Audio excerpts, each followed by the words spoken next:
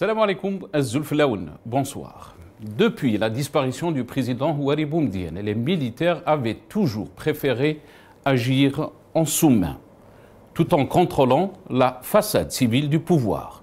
L'actuel commandement militaire a remis en cause cette emprise masquée et exposé l'institution militaire à plus de visibilité, ce qui désigne cette dernière comme responsable de tous les maux du peuple algérien en cas de trouble. La mainmise opérée par le haut commandement des appareils économiques administratifs de l'État est perçue par de nombreux officiers comme un danger qui fait perdre à l'AMP son caractère populaire. Faute de ne pas s'éloigner suffisamment des affaires, l'armée risque d'être perçue par de larges franges de la société comme une caste prédatrice. Ce nouveau rôle attribué aux officiers supérieurs qui leur permet de naviguer entre les sphères militaires et civiles change le mode de contrôle de l'armée sur l'État. On passe d'un mode vertical où les militaires détiennent une vision globale de la société à un mode horizontal où le promiscuité avec l'activité économique et financière brouille l'image de l'armée. Sécuritaire menaçant au niveau régional et international octroie à l'armée une implication marquée au détriment de la diplomatie. Ceci nous amène à l'élection présidentielle anticipée, dont Abdelmajid Tebboune a été réélu avec 94,65% des voix, même s'il admet que cette élection était jouée d'avance. L'ensemble des candidats, Tebboune y compris, ont dénoncé des irrégularités et des contradictions dans les résultats annoncés. Le taux de participation a notamment été largement surestimé et serait de moins de 25% en réalité, le plus bas de l'histoire. Cette abstention ou boycott massif donne peu de crédibilité et d'autorité au président Tebboune vis-à-vis de l'armée, faiseuse de roi en Algérie, ainsi sur le plan international. Ces résultats des élections présidentielles n'ont satisfait aucun candidat, même pas le vainqueur, le président sortant Abdelmajid Tebboune. Les trois candidats ont attribué la seule responsabilité des irrégularités à l'autorité nationale indépendante des élections.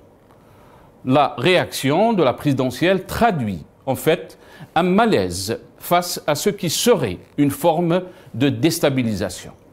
Une main invisible voudrait-elle discréditer un processus électoral déjà affaibli par les chiffres de l'abstention? Les violations quotidiennes de la Constitution plombent et actent l'extinction de vie publique et citoyenne. Comment un résultat de 95% à une élection présidentielle peut-il s'avérer humiliant pour Tebboune? Selon beaucoup d'observateurs, il en sort gravement affaibli malgré un score à la soviétique, mais aussi un boycott massif du peuple. Ce dernier a acté la rupture avec le système. Après l'échec du régime à faire passer le 5e mandat en 2019, le soulèvement populaire a changé la donne politique en Algérie, et cela pour toujours. Rien ne peut se faire sans l'adhésion du peuple. La Cour constitutionnelle validera-t-elle une élection refutée par le peuple et les trois candidats? Nous débattrons avec nos invités de toutes ces questions et de toutes ces contradictions, juste après cette petite intro.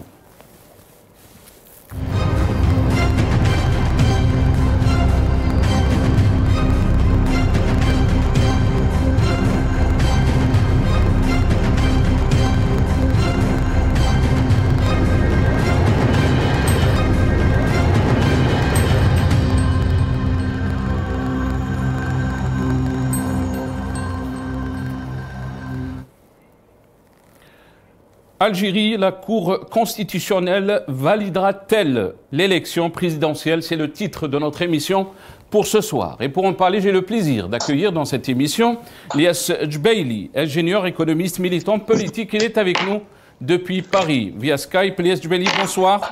Merci beaucoup d'avoir accepté l'invitation. Bonsoir Nasser, merci pour l'invitation. Merci et je salue l'équipe El Magharibiya, l'équipe team et puis ainsi que nos chers compatriotes qui nous suivent de près et de loin. Encore merci pour l'invitation. S'arrête. Merci. Merci beaucoup Lias. Marhaba bik, Lias Jubaili. On a le plaisir aussi d'accueillir Monsieur Gamal Abina, analyste politique, spécialiste des questions géopolitiques. Il est avec nous depuis Paris aussi, via Skype. Gamal Abina, bonsoir. Merci beaucoup d'avoir accepté l'invitation. Bonsoir, merci pour l'invitation. Bonsoir à tout le monde, bonsoir à Lies et bonsoir à toute l'équipe, effectivement, et aux téléspectateurs. Merci beaucoup. Bien sûr, on va revenir sur ces résultats de l'élection présidentielle. Jusqu'à maintenant, la question se pose, est-ce que la Cour constitutionnelle validera-t-elle donc cette élection présidentielle? Mais aussi, on va revenir sur les réactions de la presse internationale qui toujours réagit par rapport à cette élection, par rapport à ces incohérences et ces contradictions, surtout des taux de participation, des résultats. On va, si c'est possible, nos amis de la régie, juste faire passer donc 3 titres et on va commencer avec le matin des aides, si c'est possible. Donc, et là, on revient avec le titre du journal Le Matin des aides qui a donc titré Emmanuel Macron, un soutien précieux à Abdelmajid Tebboune. Donc le Matin des aides, Emmanuel Macron, un soutien précieux à Abdelmajid Tebboune. La conseillère Afrique du Nord d'Emmanuel Macron est accueillie par Abdelmajid Tebboune mercredi, alors même que les résultats définitifs de la présidentielle ne sont pas encore validés, ni donc annoncés par la Cour constitutionnelle. Cette visite, pour le moins étrange, interpelle, pose plusieurs questions. Radio-Canada aussi, on réagit par rapport à cette élection. En Algérie, un triomphe humiliant pour le président, a titré Radio-Canada. Et on termine avec Marianne.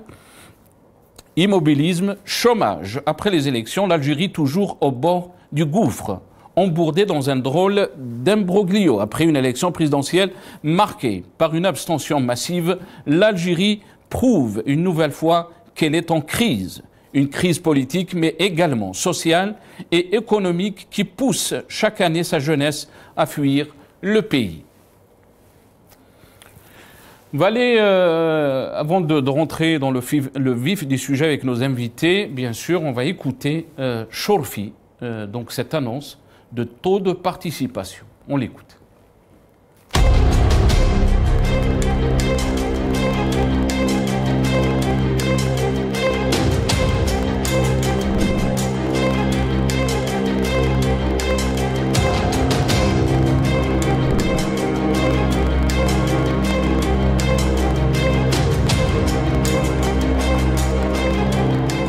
بالنسبة للداخل معدل نسبة المشاركة وصل إلى 26.45%. معدل نسبة المشاركة وصل إلى 26.45%.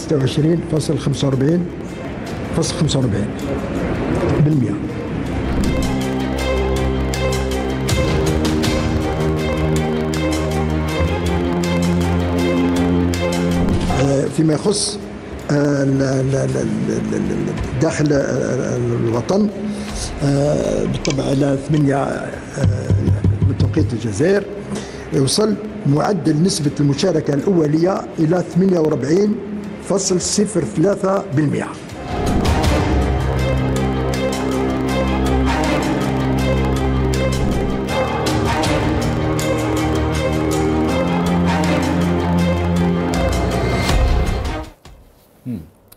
On a entendu Chorfi donner donc ces pourcentages. On va écouter donc les résultats de ces élections de la bouche de Mohamed Chorfi. الفرز عبر جميع مكاتب التصويت داخل وخارج الوطن على تسجيل 5,630,196 صوت معبر عنه لفائدة المترشحين الثلاثة. أقول قد أفرزت على تسجيل 5,630,196 و630,196 صوت معبر عنه لفائدة المترشحين الثلاثة. أين تحصل كل مترشح حسب العد التنازلي؟ أين تحصل كل مترشح حسب العد التنازلي؟ على ما يلي: أولا، المترشح الحر السيد تبون عبد المجيد قد تحصل على 5,329,253 صوت، ما يمثل نسبة 94,65%. Donc vous avez entendu ces chiffres, beaucoup de questions. Les Algériens ont fait beaucoup de calculs pour essayer de comprendre ces chiffres qui ont été avancés par le président de l'année, Mohamed Chorfi. Je vais commencer avec vous, Gamal Abina. Beaucoup de questions, beaucoup d'interrogations par rapport à ces résultats jusqu'à maintenant. On n'a pas entendu la réponse de la Cour constitutionnelle. Mais ces interrogations sont toujours là. Comment vous avez vécu donc cette élection présidentielle, cette cacophonie qu'on a vue des chiffres? Votre réaction? Déjà, pour commencer, j'aimerais quand même très rapidement qu'on parle des journaux que vous avez pris comme référence. Le journal canadien, on peut entendre effectivement ce qui a été dit, élection humiliante, parce qu'effectivement il y a une cacophonie sur les chiffres, vous avez raison. Le journal français qui dit que la Macronie vient au secours de Tebboune, c'est surtout pour des raisons politiques. Vous avez bien compris qu'il y a une tension entre la France et l'Algérie, que M. Macron veut renouer le dialogue. Et puis surtout, Macron, c'était le même qui avait mis beaucoup de temps à valider l'élection de 2019. Et quant au journal Marianne, je vais quand même dire ce que j'en pense. Un journal qui flirte avec l'extrême droite, qui a une haine pathologique de l'Algérie, de l'immigration, des musulmans. Je pense que les critiques formulées par Marianne ont autant de valeur que le papier sur lequel ils sont imprimés. Ça vaut pas grand-chose. Donc maintenant, pour revenir à votre question, oui, il y a une cacophonie et je pense que l'enjeu principal qu'il faut relever dans cette élection, et qui était l'enjeu vraiment déterminant, c'est est-ce que l'Algérie sera en mesure de faire mieux que d'ailleurs la dernière élection, mais surtout que la plupart des pays démocratiques, avec un taux de participation qui est de plus en plus faible. Donc est-ce que l'Algérie aura un grand taux de participation? Et c'est là qu'il y a un problème, et je pense que le problème ne va qu'à ce niveau-là. Pourquoi? Parce que même les trois candidats, donc le candidat conservateur, le candidat socialiste et réformateur, donc les trois candidats en lice, se sont plaints de cette façon de présenter les choses et de pourcentages qui manifestement, on a peut-être inventé les chiffres les Arabes, mais manifestement il n'y a pas de grands mathématiciens à l'ANI. Pourquoi? Parce qu'on sait qu'il y a à peu près 24 millions de personnes qui étaient convoquées pour ce corps électoral. On s'en tient juste à de la logique mathématique si on s'en tient aux chiffres. Sur les 24 millions, sur le quorum, il y aurait eu 48% de participation. Ça, on peut en discuter, mais bon. Restons sur le principe de 48%, ce qui fait 12 millions de gens qui ont voté. Sur les 12 millions, il y a 6,5 millions qui sont revenus à M. Tebboune. Donc là, il y a une logique mathématique qui fait qu'il serait de toute façon vainqueur de l'élection, mais ça répartit quand même les voix de façon plus équitable avec les deux autres candidats qui ne sont pas rien. Le FFS, c'est quand même un parti politique qui pèse depuis des décennies. Le candidat conservateur, ça compte en Algérie, c'est pas rien non plus. Et on peut pas imaginer, effectivement, avec ce score un peu à la soviète, que ces deux candidats aient été à ce point effacés face à M. Tebboune, qui, de toute façon, on ne peut pas dire le contraire, a une certaine popularité, malgré tout, il y a toujours une base électorale, comme pour Macron d'ailleurs en France. Eh bien, on ne peut pas imaginer que ce soit une victoire aussi écrasante. Et c'est une des raisons d'ailleurs pour laquelle même M. Tebboune a été gêné par cette présentation des résultats, parce qu'en termes de pourcentage, ça ressemble à rien. C'est vraiment pas très sérieux. Je pense que l'ANI a des choses à se faire pardonner parce qu'ils ne savent pas compter, tout simplement. Je veux dire, les pourcentages et les chiffres, ça va ensemble. Quand on sait qu'il y a 6,5 millions de personnes qui ont voté pour M. Tebboune, on ne peut pas avoir un chiffre aussi élevé. Donc, je pense que c'est là qu'il y a le problème, c'est là que le bas blesse aux trois candidats, et ils ont raison de contester cette présentation de résultats. Est-ce que vous pensez aussi, là, je vais poser la question aussi à notre ami Niass Jubaili, mais Gamal Abina, vous avez parlé qu'ils ne savent pas compter. La question est-ce qu'il s'agit seulement donc de comptage, si on peut dire, des gens qui sont partis donc voter, ou peut-être d'une force invisible, et ces questions ont été soulevées aussi par plusieurs observateurs. Niass Jubaili, votre réaction par rapport à ce que vous avez entendu de Gamal Abina, mais aussi à cette situation que jusque-là, on n'arrive pas à comprendre. Les Algériens, le peuple, d'abord, on a parlé du taux de participation qui a été le plus bas historiquement quand il s'agit donc de l'élection, une façon de dire que le peuple a boudé ces élections. Mais la surprise, c'est que ces chiffres qui nous mettent dans une perspective de non-gouvernance, comme ça a été dit par Abdelaziz Rahabi.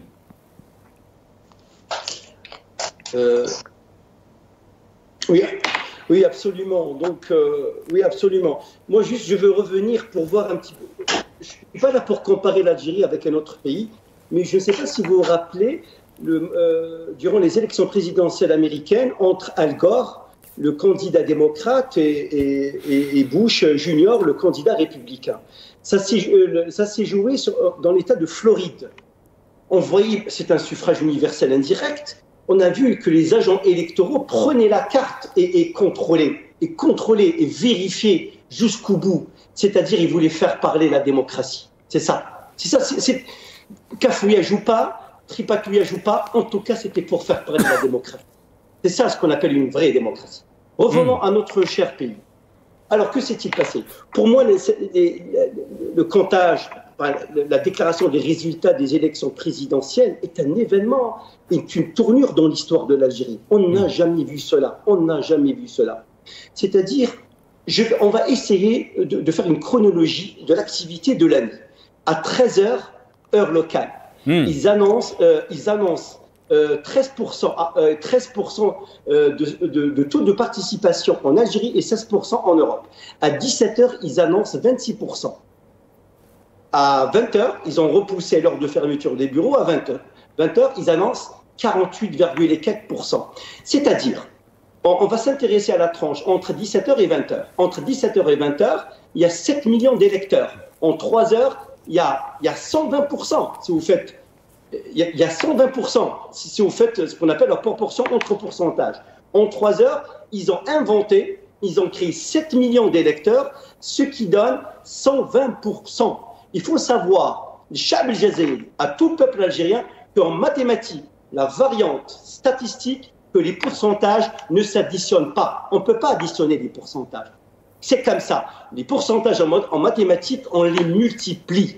Alors, ils ont fait quoi? Vous savez très bien, moi personnellement, je suis algérien, je connais la carte de mon pays. Et je le dis haut et fort. Si vous allez dans les régions du sud du pays, les régions sont moins denses, mais le vote a été très important. Si vous allez dans le nord, Nassa, les régions sont plus peuplées, sont plus denses, mais en revanche, le vote était très faible. Donc, qu'est-ce qu'il a fait? Ils ont fait quoi? Ils ont fait la moyenne. Donc, la moyenne, ce qu'il faut. Donc, il ne donne pas le taux réel, il donne un taux moyen. Ce qu'il faut, donc le taux moyen est erroné. Le lendemain, qu'est-ce qu'il dit?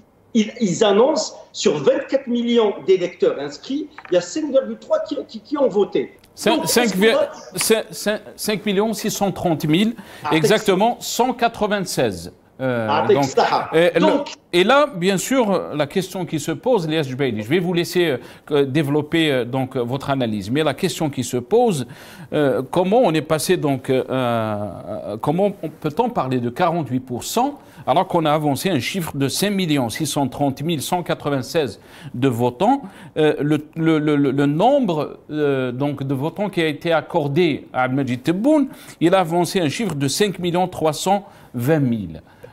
Quand on parle de 5 630 000 votants actés, là on parle de presque 23%, 24% maximum. Donc d'où vient le chiffre de 48,03%? Ce chiffre de 48,03%, 48,03 par rapport à 100, il faut dire comme ça, il vient nulle part. Pourquoi? Parce qu'il ne répond pas, c'est un chiffre ou un nombre, pas un chiffre, c'est un nombre ou chiffre farfelu, c'est-à-dire sur 24 millions d'inscrits, il y a 5,600 000 et quelques grosses poussières qui ont, et 5,6 millions qui ont voté. Donc ça ne vous donne pas le chiffre de 48,03. Ça vous donne un chiffre de l'ordre de 23 et quelques. Donc regardez entre 23 et 48, ils ont bondi de 21 points. De 21 points. C'est inimaginable. 21 points, ça veut dire quoi? Ça veut dire ça répond pas à une logique mathématique, ça répond pas à une vision statistique, ça répond à du tripatouillage, à de la manipulation, ni plus ni moins. Quant à 94% et 2,16 et 3,16 et 2,16 pour M. Hassani et M. Aouchiche respectivement, le 94% qui a été attribué à M. Tebboune, soit c'est un cadeau empoisonné, soit qui a décidé de lui attribuer un tel score, parce qu'un tel score à la soviétique, au soviétique, ou ubuesque ou irréel, personne ne croit Shkoudiem avec ce score. Même vous prenez le citoyen lambda, normal, qui ne s'intéresse pas, je veux dire, il a du mal à comprendre je veux dire, on est au XXIe siècle, qu'un président puisse arriver à un tel score. Tous les présidents dans des grands pays démocratiques, ils frôlent la barre 50, 51, 52%. Ça veut dire quoi? Ça veut dire que ces élections, d'ailleurs, il faut signaler, Nasser, généralement, les décideurs, c'est-à-dire les décideurs, quand je dis les décideurs, les puissants dans ce pays, quand ils décident, généralement, les élections sont chorégraphiées. Il y a une belle chorégraphie qui est mise en place. Cette fois-ci, leur chorégraphie n'a pas fonctionné et par conséquent, M. Chafi s'est pris les pinceaux, il n'a pas pu donner les bons résultats et finalement, c'est la défaite de la démocratie. C'est la défaite du régime et le régime, il doit prendre en considération que ce n'est pas une abstention, attention, parce que quand on dit une abstention, c'est un désintérêt. Non, c'est un boycott, parce que c'est un acte politique, c'est un boycott. Le peuple algérien a boycotté ces élections. Très bien. Moi, ce que je garde, monsieur Nasser, juste pour terminer, ce que je garde, c'est que le peuple algérien a boycotté et entre 78 et 80%, c'est historique du jamais vu. C'est-à-dire la gifle, elle est cinglante. Très bien. Restez avec nous, Elias Djbaili. On va écouter les déclarations de Hassani, donc le candidat de Hems. On l'écoute. أخواتي هذه الأساليب ما تخدمش البلاد، وهذه الأساليب من شأنها أنها تضر بالوطن وتضر بالبلاد. احنا ولذلك إخواني هناك ضعف واضح في أداءة السلطة، وهناك إدارة ضارعة في هذا التزوير، وهناك جهات سياسية مساهمة في هذا الوضع. بهذه النتائج احنا هذه النتائج لا نعترف بها ولا نقبلها، لأنها نتائج غير حقيقية، نتائج فيها إضرار بالوطن، نتائج فيها إضرار بالمصالح تاع البلاد، فيها إضرار بمستقبل البلاد، فيها إضرار بالعملية السياسية، فيها إضرار بكل المستويات تاع العمل اللي من شأنه أنه يخرج بالبلاد من هذا الوضع هذا، حتى تراجع المحكمة الدستورية هذه النتائج بما يحفظ كرامة الوطن، بما يحفظ العملية السياسية، بما يحفظ النتائج الحقيقية. أخواتي هذه الأساليب ما تخدمش البلاد، الأساليب من شأنها. On a entendu écouter donc Hassani, on va écouter Youssef Aouchiche.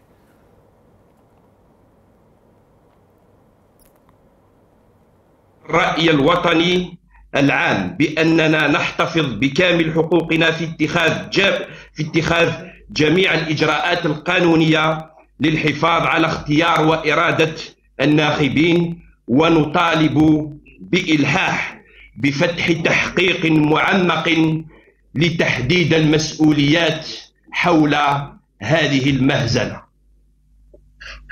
ويجب اتخاذ كل الإجراءات والتدابير التي من شأنها وضع حد نهائي لهذه التصرفات، ما يضمن منع تكرارها في الاستحقاقات المقبلة.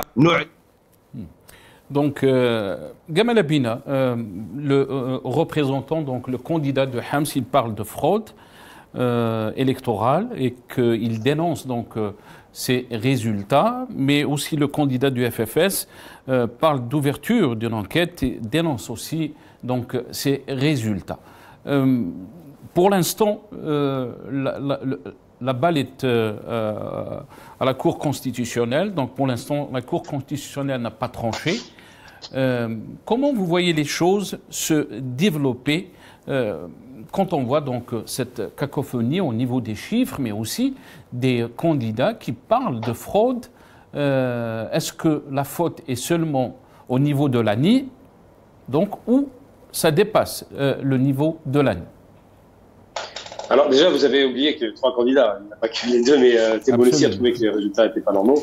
Donc ça pose problème, parce que c'est gênant dans la mesure où si une élection s'est bien faite, si les conditions étaient réunies, il n'y aurait pas nécessité de faire ce genre de score un peu caricaturaux auquel mais moi je m'attendais pas. Je pense qu'il y a un problème. Alors moi je ne fais pas du tout dans la spéculation, ça m'intéresse pas. Je ne connais pas les termes exacts. Je ne peux pas vous dire qu'il y a un deep state, un état profond qui sera à la manœuvre pour peut-être savonner la planche de M. Tebboune et puis faire qu'il soit mal élu. Je ne pourrais pas dire qu'il y a des rapports de force internes. Ils existent partout, évidemment, mais j'en ai absolument pas connaissance. Je ne vais pas prétendre des choses que je ne sais pas. Moi, je m'en tiens juste à des faits qui sont observables, en l'occurrence.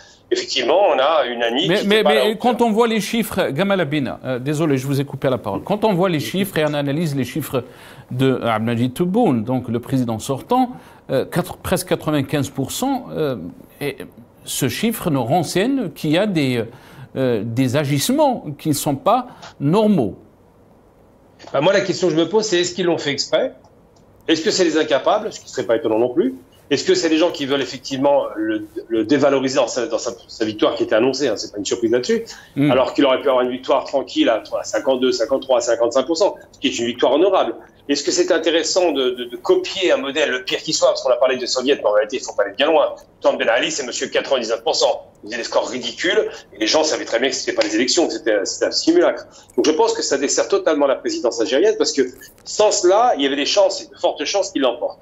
Parce qu'il y a quand même un attachement de beaucoup dans la population à M. Tebboune. Mais là, avec ce genre de choses-là, c'est pour ça d'ailleurs que lui-même s'en est plaint. Ça donne une image caricaturale d'un pays qui se modernise. Et j'ai envie de dire simplement, l'enjeu pour ma part, c'était pas le fait de voir un score soviétique, c'était ridicule. L'enjeu, c'était la participation. Est-ce que oui ou non, les Algériens allaient se mobiliser? Est-ce que oui ou non, ils allaient participer? Est-ce qu'ils s'intéressaient à la vie politique? Est-ce qu'ils boycottaient? Est-ce qu'ils voteraient blanc? C'est ça qui est intéressant. C'est pas de se retrouver avec une discussion de comptoir. Est-ce que oui ou non, le score est crédible? Parce que même la présidence considère qu'il n'est pas crédible et qu'il y a un problème en termes de présentation des résultats qui doivent être revus de façon absolue, parce qu'on ne peut pas accepter des résultats aussi caricaturaux. Ça donne une image négative du pays qui est censé progresser vers le mieux. Donc là, effectivement, on peut comprendre que tout le monde soit insatisfait des 3 candidats, et ils ont raison de l'être. Et puisque vous avez parlé de taux de participation, est-ce que vous pensez que le plus grand gagnant de ces élections, c'était le peuple, si on peut dire, puisqu'il a boudé ces élections, et on parle de taux bas historique au niveau de la participation aux élections? Alors, pour ce qui concerne la France, il y a eu un engouement qui était réel, j'ai pu l'observer. Pour ce qui concerne l'Algérie, j'ai demandé aux gens dans ma famille, dans l'entourage et les amis, s'ils y allaient. La plupart n'y allaient pas pour des raisons qui n'étaient pas du tout de boycott, mais vraiment de désintérêt. C'est-à-dire qu'ils disaient, de toute façon, il a déjà gagné, donc s'il a gagné, c'est pas intéressant de participer. On observe ça en France aussi avec la jeunesse. Il ne faut pas oublier que l'Algérie, c'est un pays très jeune, 70% de la population a moins de 30 ans, et que dans tous les pays du monde, mais en Algérie, on observe aussi, les jeunes ne s'intéressent pas à la vie publique, à la chose publique, aux élections. Donc c'est déjà une des raisons. Après, est-ce qu'il y a d'autres sous-jacents? Est-ce qu'ils boycottent? Est-ce qu'ils sont en colère? Est-ce qu'ils sont déçus? Ça, je pourrais pas vous le dire parce que j'ai pas fait de sondage. Mais une chose est certaine, c'est que la jeunesse, en règle générale, ne vote pas. Et manifestement, en Algérie, le vote a été largement boudé, d'après ce que j'ai compris, même si j'ai pas pu vérifier sur place. Je vous dis, j'étais en France, j'ai vu que les bureaux de vote français. J'ai vu un petit afflux quand même de la population, mais en Algérie, manifestement, en dépit de toute cette volonté de vouloir participer, il semblerait qu'il n'y ait pas eu le taux aussi élevé qu'on a annoncé, de 48%, qui était une progression de 10% par rapport à la dernière élection. Non, par rapport au 2019, on parle donc d'un taux plus bas. Et la question qui se pose, alors qu'on a mobilisé tous les moyens de l'État, on parle presque de 20 partis politiques qui étaient derrière Abdelmadjid Tebboune pour réaliser pour avoir 5 300 000 de votants, alors que en 2019, je pense qu'il a réalisé un peu plus de 5 millions. Alors qu'il y avait le candidat du RND, il y avait le candidat d'Elbina, il y avait d'autres candidats. La question qui se pose, est-ce que vous pensez aussi que cette atmosphère de répression et ces politiques qu'on a vues depuis 2019, les Algériens n'adhèrent pas. Les Algériens veulent qu'il y ait un vrai changement de système en Algérie. Ça, je ne pourrais pas vous le dire. Comme je dis encore une fois, je ne vais pas dire dans les cafés. Il y a des gens qui sont opposés, des gens qui sont favorables. On est dans un pays qui est partagé. On est dans un pays où la vie politique commence à bouger, où effectivement, il y a des gens qui peuvent être en colère, et c'est légitime. D'autres qui sont satisfaits ou qui espèrent peut-être, un espoir qui peut naître, que les changements se feront en douceur. C'est d'ailleurs ce que demandait le Hirak. Et en l'occurrence, que dire? Est-ce que oui ou non, il y a une volonté de bouder? Je ne sais pas. Est-ce que les chiffres sont crédibles? Les chiffres de participation, peut-être, c'est pas sûr. Mais ce qui est sûr, c'est que les résultats, eux, ne sont pas crédibles. 94,65, ça correspond à rien. Et est-ce que les gens, est-ce que ça peut provoquer une colère de voir ce genre de caricature, de mauvais résultats en termes de présentation? Oui, il y a des gens qui vont être très en colère parce qu'ils vont se dire finalement c'est une farce électorale. Mais comme je le dis encore une fois, les trois candidats, et ils ont raison de l'être, n'acceptent pas une présentation aussi caricaturale. Surtout les deux autres candidats, il ne faut pas les minorer, ils pèsent quelque chose. Donc j'ai du mal à croire qu'ils aient des scores de 2,5%, alors que quand même, on parle de vieilles familles politiques qui sont installées depuis 35 ans. Très rapidement, Gamal Abina, vous avez dit que les choses commencent à bouger politiquement. Est-ce que c'est vraiment cette image qui a été donnée par ces élections, que les choses commencent à bouger politiquement en Algérie? Moi, ce qui m'inquiète en réalité, vous savez c'est quoi? C'est réellement l'idée de se dire que l'Algérie se rapproche du modèle américain, le pire. Une bipolarisation de la vie politique, peu de candidats qui se présentent, et c'est toujours les plus institutionnels qui l'emportent. Ça, c'est problématique. Effectivement, les moyens de l'État sont importants d'un côté. De l'autre côté, on a des vieilles familles politiques qui ont du mal à se mettre d'accord entre elles. Donc, c'est vrai que si on arrive sur un modèle où on a littéralement le candidat du pouvoir et de l'opposition et deux candidats face à face, là, c'est pas une ouverture. Mais je pense que les changements qu'on a pu observer, c'est qu'il y a quand même une volonté qui était affichée de la part de la présidence, qu'il y ait une participation. Il voulait absolument que le peuple se prononce. Donc ça, c'est un fait positif. Et puis l'autre aspect, je ne perds pas de vue parce que moi, je suis très optimiste en général, je préfère l'être.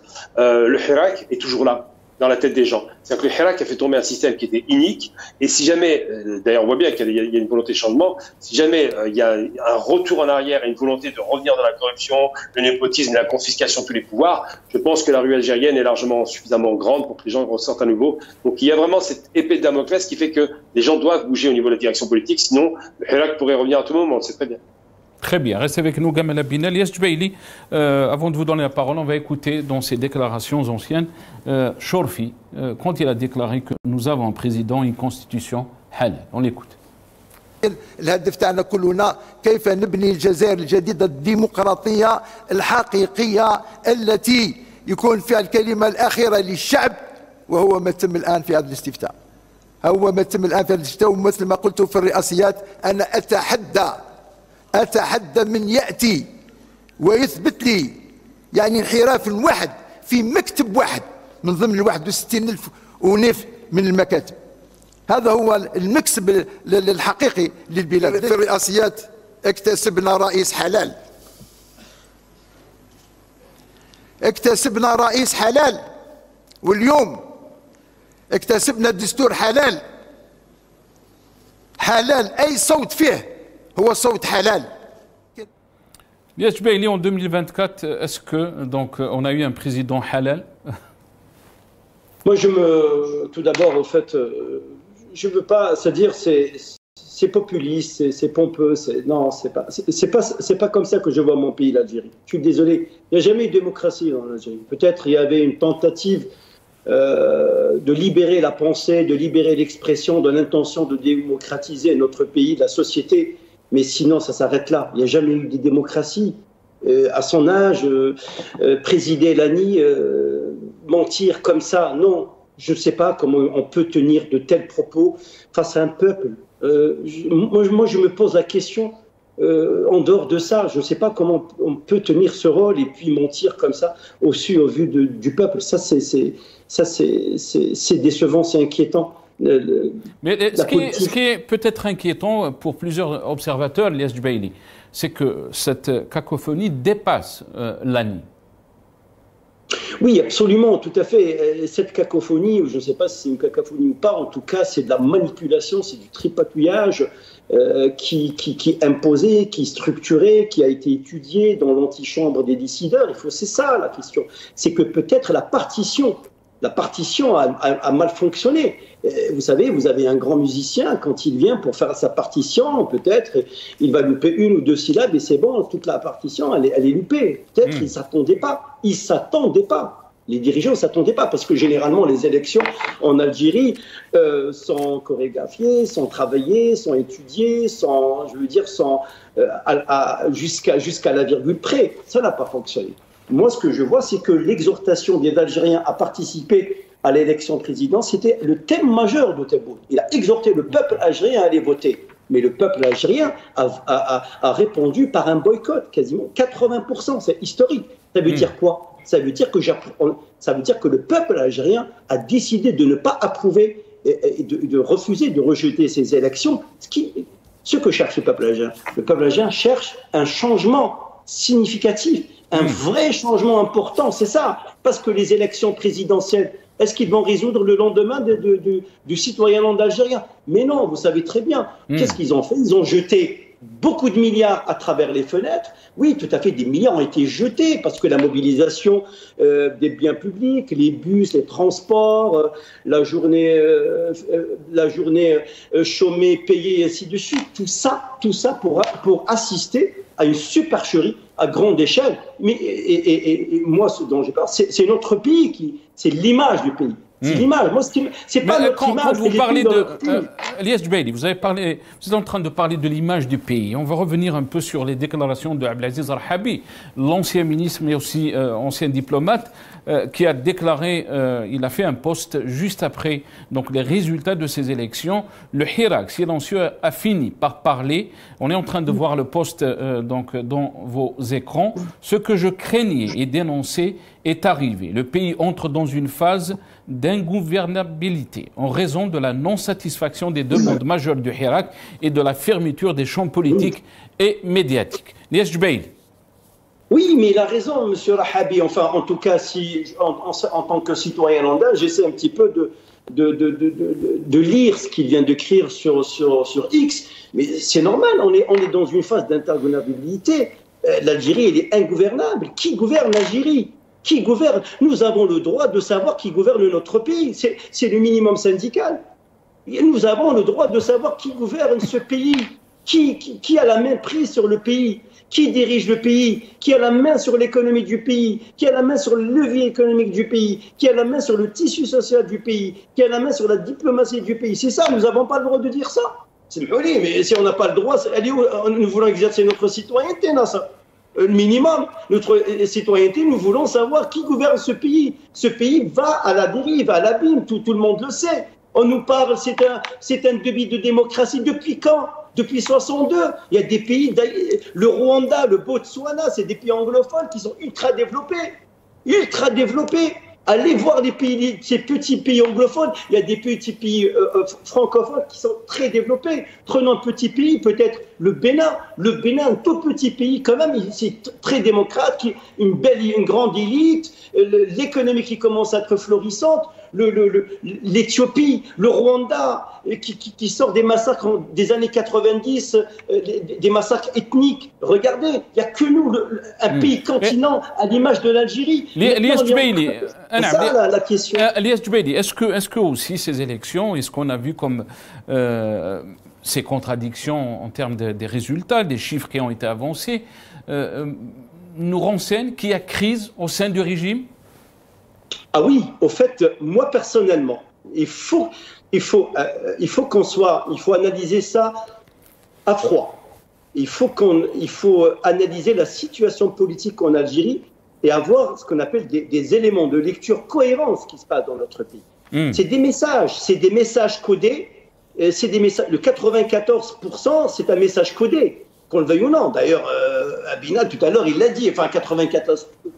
Et moi, j'aimerais bien reposer la question, si tu permets, cher Nasser, d'où tient ce chiffre de 12 millions d'électeurs? C'est ça, j'aimerais bien savoir, les 12 millions d'électeurs, alors qu'il n'y avait que 5,6 millions. Là, vous parlez de 48% qui a été annoncé à 20h.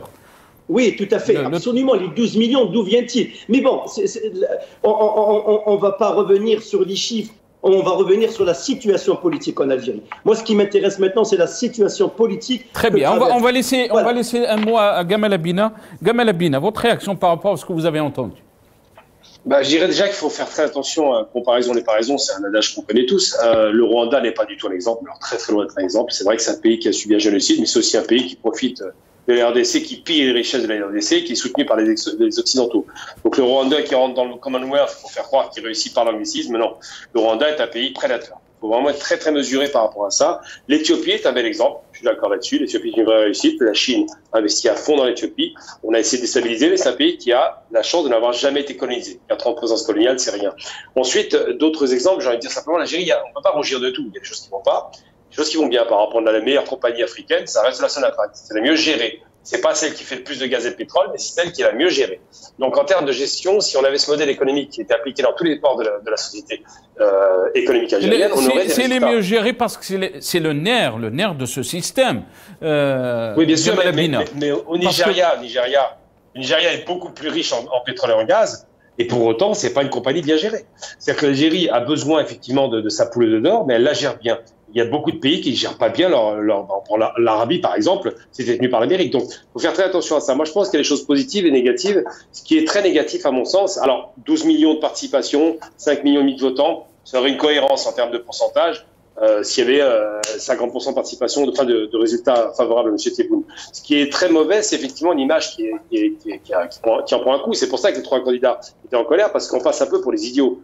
Je veux dire, c'est des scores mirifiques qui n'ont pas de sens. L'autre aspect, je ne sais pas ce qui a motivé les Algériens à voter ou ne pas voter, je ne rentre même pas là-dedans. Je m'en tiens juste à effectivement la perception des choses. L'Algérie, alors... Non, mais il y a une chose, Gamal Abina, il y a une chose qui est très importante par rapport à ce que vous êtes en train de dire. On parle des chiffres, il y a une cacophonie au niveau des chiffres, mais est-ce que aussi cette cacophonie nous renseigne qu'il y a une crise politique en Algérie? Vous avez parlé même qu'il y a possibilité d'un retour du Hirak, ce qu'on a vu, ce qu'on a vécu en 2019. Et si on n'arrive pas à essayer d'ouvrir un peu le champ politique et le champ médiatique, même l'ancien ministre parle d'une situation qui est ingouvernable, Gamal Abina. Je ne sais pas si c'est ingouvernable, ça reste comme dans tous les pays, on a une institution qui est forte malgré tout. Mais ce qui est intéressant, c'est que effectivement, j'ai envie de dire l'épée de Damoclès Hirak est quelque chose qui nous renseigne sur la société civile algérienne et sur sa conscientisation politique. Ça, c'est très positif et je suis content que ce Hirak soit passé par là parce que ça a changé vraiment les choses. Je rappelle tout de même qu'ils ont fait tomber un système. Donc, c'est pas inintéressant. Monsieur Bouteflika n'a pas été reconduit, le malheureux qu'il était, en fauteuil roulant. Mais j'ai envie de dire simplement, c'est que si on veut des changements structurels en Algérie, ils sont nécessaires. Il faut effectivement une ouverture de la vie politique, il faut une ouverture à l'économie, c'est en train de se faire, semble-t-il. Mais surtout, il faut que les gens qui travaillent... Alors, je vous dis, je ne sais pas ce qui a motivé l'ANI à présenter des résultats aussi ridicules, mais si ça dérange les 3 candidats, c'est pas un hasard. Je pense qu'il faut un peu de sérieux. Maintenant, qu'est-ce qui les a motivés? Je ne sais pas. Le résultat est négatif, c'est évident, et ça impacte directement la présidence. Donc c'est là qu'on doit se poser la question. Qui a été suffisamment stupide ou malveillant, hein, l'un ou l'autre, pour présenter ce genre de résultat? Ça, j'ai du mal à le savoir et je ne pourrais pas vous le dire. Très bien.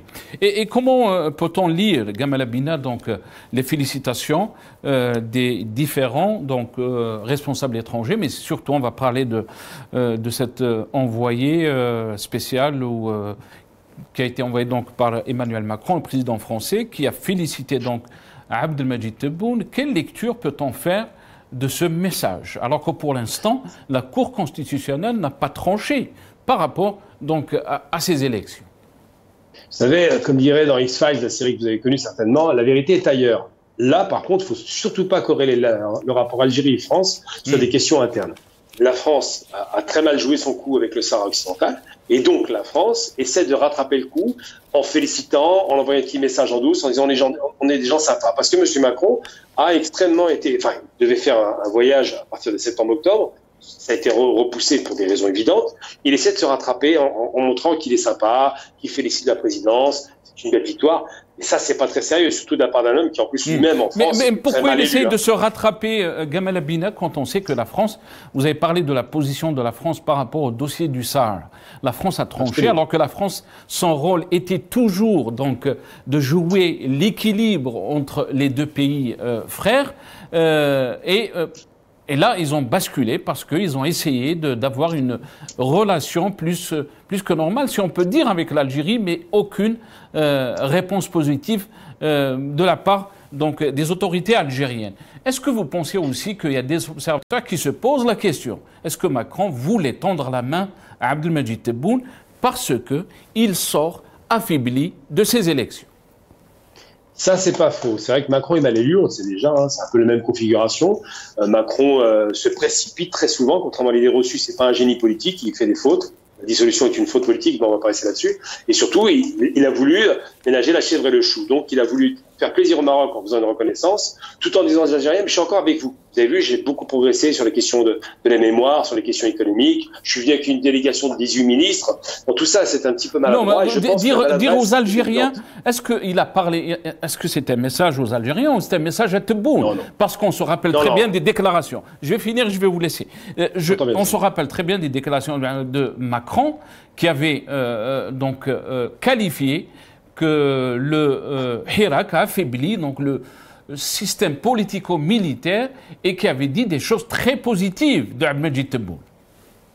Alors, il faut savoir que ces deux hommes s'entendent très bien, vous l'avez compris, ça c'est évident, mais il y a d'autres, là, vous parlez de l'État profond, on peut parler de cercles d'influence qui ne sont pas satisfaits de la relation et qui voudraient effectivement tout faire pour qu'elle se fracture. Donc là, ils ont réussi un bon coup avec l'affaire du Sahara, mais au-delà de ça, vous avez raison de le dire, avant, Macron était plutôt mesuré sur la question du Hirak. Il n'a pas félicité Tebboune sur la première élection tout de suite, ça a été vraiment très long. Il a dit on prend compte. Oui, mais ça, on voit bien que c'est prendre en compte, ça veut dire quoi? C'est un professeur des écoles qui vous donne une note? Non, là, il y avait un problème en termes de perception qui était très mal vécu en Algérie. Maintenant, il essaie de montrer, parce que c'est un président qui veut une relation avec l'Algérie forte, il essaie de dire, voilà, mais c'est génial, M. Tebboune est passé, c'est un bon président. Il veut montrer qu'il est bien avec le président. Donc, un coup, il était avec le peuple, Hirak, le lendemain, avec la direction politique. On comprend que Macron fait de la politique et évalue les rapports de force. Il considère que l'État algérien est fort, il faut lui parler. Puis en même temps, Macron, chez lui, il a des difficultés intérieures, vous l'avez souligné. Donc, je pense que tout ça, c'est lié et qu'il n'y a pas de hasard dans le calendrier macronien. Il y a toujours des calculs. La France fait des calculs. Ils ont des intérêts économiques que vous comprenez. Et l'Algérie est le poids lourd africain, qu'on le veuille ou non. Troisième puissance économique africaine, elle est stable, donc ils ont besoin d'un pays stable pour garantir leurs investissements. Très bien. Stable, peut-être que beaucoup vous le diront que il y a crise même dans la diplomatie algérienne. Lies Jbeili, vous avez entendu donc Gamal Abina, qu'est-ce que vous en pensez? Je ne suis pas d'accord. Les investissements français en Algérie, les Français ont toujours considéré notre pays. Certes, je suis d'accord avec Gamel quand il dit que l'Algérie occupe une position géostratégique très importante, mais sur le plan économique, il faut savoir que la France n'investit. Elle considère l'Algérie comme un marché déversoir. Elle investit. Même les idéaux français en Algérie sont très faibles. D'ailleurs, les grandes entreprises françaises, quand ils veulent investir en Algérie, ils passent par la COFAS pour avoir l'assurance que leurs projets réussissent en Algérie. Il faut savoir aussi qu'est-ce qui a fait tourner un peu la tête, si j'ose dire, Macron, quand il a décidé, entre guillemets, de pencher avec le côté marocain. Eh bien, 15 jours après, Elisabeth Borne, elle a donné un accord implicite aux entreprises françaises d'investir au Sahara occidental. C'est ça la réalité. Absolument. Les Français cherchent leurs intérêts. Nous ne savons pas chercher nos intérêts. Et c'est ça la question. Quant à M. Macron, il félicite ou ne le félicite pas, c'est du usage diplomatique, hein, bien sûr, forcément. Il faut savoir que Macron a toujours eu une vision dichotomique du Hirak. C'est ça, il a toujours dit. Il a toujours considéré aussi que le gouvernement, enfin, que le régime algérien, c'est un régime militaro-financier, peu importe. Mais voilà, mais il faut savoir que c'est l'Algérie qui va revenir vers la France et c'est pas l'inverse. Il faut dire les choses. Maintenant, vous allez voir dans quelques instants, dans quelques jours, dans quelques semaines, je ne sais pas, peut-être le retour de l'ambassadeur, ni vu ni connu, et c'est tout. C'est ça, parce que l'Algérie, elle est en perte de vitesse, et ce score de 94% attribué à M. Tebboune, il va renforcer sa perte de crédibilité et la crédibilité de l'image de l'Algérie. Voilà, c'est ça la réalité. 10 secondes si vous voulez réagir très rapidement, Gamal Abine. Oui, là je suis d'accord avec ce qui a été dit, il n'y a pas de problème, je ne vais pas le contester puisqu'il a parfaitement raison. J'ai envie de dire une chose par contre, parce que là je veux le dénoncer en direct et de façon très claire et radicale. Lorsque M. Macron dit que l'Algérie joue de la rente mémorielle, la réponse à lui apporter, c'est si vous vouliez que l'Algérie ne joue pas la rente mémorielle, vous demanderiez pardon pour annuler cette rente. Et ils ne le font pas. Donc ceux qui jouent la rente mémorielle, c'est bien le côté français. L'Algérie évidemment est dans son rôle. Elle a tout à fait raison de réclamer des réparations et au moins une demande de pardon, mais les Français se maintiennent dans leur position. Donc ceux qui ont tort sur la rente mémorielle, c'est les Français qui l'alimentent, pas l'Algérie. Lies Jbeili, 10 secondes. Absolument. De toute façon, l'Algérie, il faut qu'elle reprenne ses forces, il faut qu'elle retrouve sa force. Il faut un partenariat gagnant-gagnant. Il faut sortir de la victimisation. Je suis désolé. Moi, en tant qu'Algérien, je le dis, J'en ai marre quand ça joue aux victimes. Il faut sortir de la victimisation. Il est temps de travailler notre pays. On a un grand pays, multi-saison, c'est ça. Donc, jouer sur la ronde, ceci, cela. Oui, certes, on ne doit pas rester otage du passé. Parce que les Chouhada, ils nous ont légué ce pays. Parce que ils nous ont légué ce pays pour vivre indépendant et libre dans ce pays. Malheureusement, je veux dire, on a eu l'indépendance territorialement, mais voilà, en termes de liberté, c'est toujours la même chose. Merci beaucoup, Lias Djbaili. On est arrivé à la fin de cette émission. Merci à vous deux, Lias Djbaili, ingénieur économiste, militant politique. Merci à Gamal Abinan, analyste spécialiste des questions géopolitiques. Merci à vous, chers téléspectateurs, d'avoir suivi cette émission. Au revoir.